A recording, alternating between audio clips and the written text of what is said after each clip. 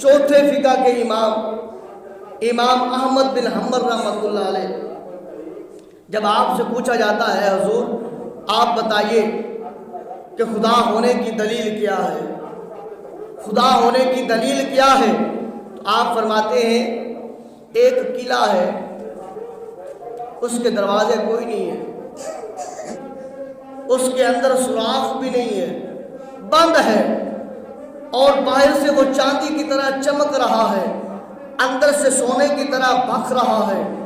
اور فرمایا پھر کیا ہوتا ہے، ایک وقت ایسا آتا ہے کہ ایک طرف سے وہ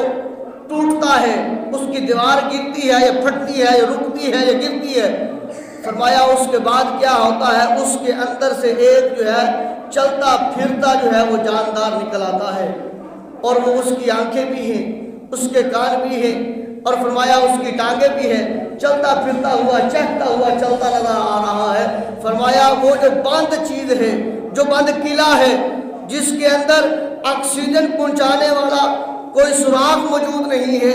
اندر سے باہر نکلنے والی کاربن ڈائی آکسائڈ کا کوئی جو ہے وہ سوراخ موجود نہیں ہے، کوئی تو ہے نا جس نے اس بند انڈے میں ایک جاندار چوچے کو زندہ رکھا ہے، کوئی تو ہے جو اس نظام کو چلا رہا ہے، وہی تو خدا ہے، وہی تو خدا ہے جو بند انڈے میں بھی جو ہے وہ ایک چوچے نما جو ہے وہ ایک چوزے کو جو ہے وہ پیدا کرتا ہے، زندہ رکھتا ہے۔ نہ کاربن ڈائی آکسائڈ کا، نہ جو ہے وہ آکسیجن کا مسئلہ، کوئی مسئلہ نہیں، کوئی تو ہے جو اس نظام کو چلا رہا ہے، وہی تو خدا ہے۔ تو اب آپ اسی وقار